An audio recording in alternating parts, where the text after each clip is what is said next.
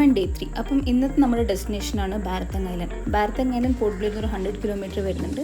So ഞങ്ങൾ ഇവിടെ നിന്ന് രാവിലെ ഒരു 3:45 അങ്ങനെ സ്റ്റാർട്ട് ചെയ്തു. എന്തിനാ ഇത്ര നേരത്തെ സ്റ്റാർട്ട് ചെയ്തെന്ന് വെച്ച് കഴിഞ്ഞാൽ ഒരു 2 hours കഴിഞ്ഞ് കഴിഞ്ഞാൽ ജിർക്കാട്ടങ് എന്നൊരു ചെക്ക് പോസ്റ്റ് എത്തും. ആ ചെക്ക് പോസ്റ്റ് നമ്മൾ നമ്മുടെ ഐ ഡി കാർഡ്സും കാര്യങ്ങളൊക്കെ സബ്മിറ്റ് ചെയ്ത് നമ്മൾ പെർമിഷൻ വാങ്ങിച്ചിട്ട് വേണം നമ്മൾ അകത്തേക്ക് പോകാൻ വേണ്ടിയിട്ട്. അപ്പം അവിടെ എങ്ങനെയാണെന്ന് വെച്ച് കഴിഞ്ഞാൽ ആകെ എല്ലാ 3 hours ആണ് അവിടുത്തെ ചെക്ക് പോസ്റ്റ് ഓപ്പൺ ആവുക. അപ്പം ഇൻ കേസ് ഇപ്പം 6:30 അവിടെ എത്തി, അല്ലെങ്കിൽ ഇപ്പം 6 o'clock ചെക്ക് പോസ്റ്റ് ക്ലോസ് ആയി കഴിഞ്ഞാൽ നെക്സ്റ്റ് 3 hours അവിടെ വെയിറ്റ് ചെയ്തിട്ട് പോകാൻ പറ്റും. അപ്പം ഇതൊക്കെ കാണുന്നതാണ് അവിടുന്ന് സ്റ്റാർട്ട് ചെയ്തത്. അവിടുന്ന് 6 o'clock പാസ് ചെയ്യേണ്ട കോൺവേ.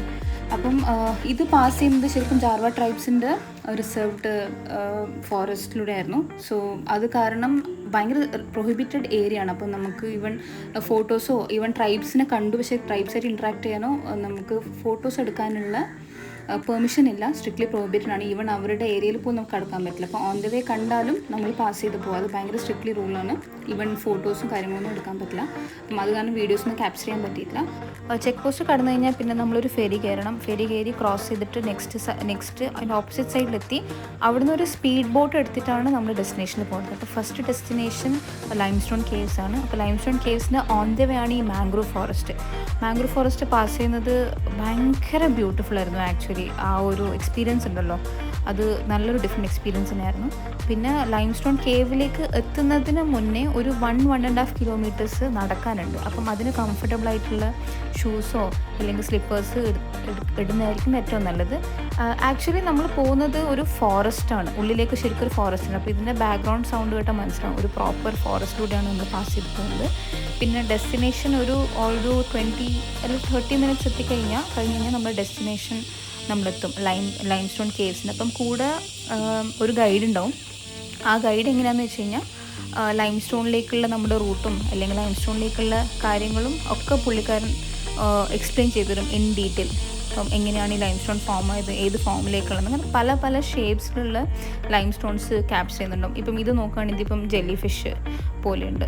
അതേപോലെ തന്നെ നമ്മുടെ ഹ്യൂമൻ ബോൺ സ്കെൽട്ടൺ അല്ലെങ്കിൽ ഇൻവേർട്ടഡ് ലോട്ടസ്, അങ്ങനെ പലതരം ലൈംസ്റ്റോണിൻ്റെ ഷേപ്സ് ഇങ്ങനെ നമുക്ക് ടോർച്ചടിച്ച് കാണിച്ച് ഓരോന്നും എക്സ്പ്ലെയിൻ ചെയ്തു തരുന്നുണ്ടായിരുന്നു.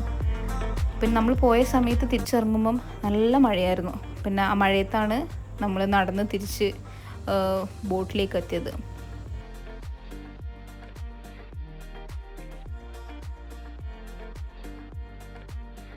പിന്നെ ഇതൊക്കെ ഈ സുനാമി വന്നിട്ട് നശിച്ചു പോയ സ്ഥലങ്ങളാണ്. അത് ജസ്റ്റ് ഒന്ന് ക്യാപ്ചർ ചെയ്തെന്നുള്ളൂ. പോർട്ട് ബ്ലെയറിന് 14 kilometers കഴിഞ്ഞിട്ടുള്ള ഹാഫ്രേഗഞ്ചിലാണ്. ഇവിടെ ഇതിൻ്റെ ഹിസ്റ്ററി, പണ്ട് ജാപ്പാനീസും ബ്രിട്ടീഷും ഇവിടെ റൂൾ ചെയ്തിരുന്ന കാലത്ത് ജാപ്പാനീസ് ഫോഴ്സസ് ഇവിടുത്തെ ലോക്കൽസിനെ 44 ലോക്കൽസിനെ അവർ ബ്രിട്ടീഷുകാരുടെ സ്പൈ ആണെന്ന് വിചാരിച്ചിട്ട് ഇവിടെ കൊണ്ടുവന്നിട്ട് ഒരു എൽ ഷേപ്പിൽ അവരുടെ ബോഡിയിൽ മാർക്ക് ചെയ്യും. എൽ ഷേപ്പിൽ, അതാണ് ഇവിടെ ഇങ്ങനെ എൽ ഷേപ്പായിട്ട് ഇങ്ങനെ കാണുന്നത്. ഇവിടെ കൊണ്ടുവന്നിട്ട് അവരെ 44 പേരെയും വെടിവെച്ച് കൊന്നിട്ടുണ്ട്. അതാണ് ഈ സ്ഥലത്തിൻ്റെ. അപ്പം പോർട്ട് ബ്ലെയറിൽ നിന്ന് പിന്നെ നമ്മൾ നേരെ പോയത് വാൻഡൂർ ബീച്ചിലേക്കായിരുന്നു. സൺസെറ്റ് പോയിൻ്റ് ആണ്. അത്യാവശ്യം നല്ല കാം പ്ലേസ് ആയിരുന്നു, നല്ല ക്ലിയർ വാട്ടർ. അപ്പം ഇവിടെ ഞാൻ വീഡിയോ കൊടുക്കാം. അപ്പം ഞങ്ങൾ സൺസെറ്റ് കുറച്ചും കഴിഞ്ഞപ്പം അവിടെ ഡിസ്റ്റൻറ്റിൽ മഴ പെയ്യുന്ന കാണാൻ പറ്റും. ഇത് കണ്ടാൽ മനസ്സിലാവും. ശരിക്കും ഭയങ്കര രസമായിരുന്നു കേട്ടോ കാണാൻ വേണ്ടിയിട്ട്. ആ മഴ പിന്നെ ഒരു ചെറിയൊരു പെർട്ടിക്കുലർ പോർഷന് മാത്രം നോക്കിയാൽ മനസ്സിലാവും മഴ പെയ്യുന്നത്. അപ്പോൾ ഇതൊക്കെയാണ് നമ്മുടെ ആൻഡമാൻ വിശേഷങ്ങൾ. അപ്പോൾ അടുത്ത വീഡിയോ കാണുന്നവരെ thank you. Stay safe. Good bye.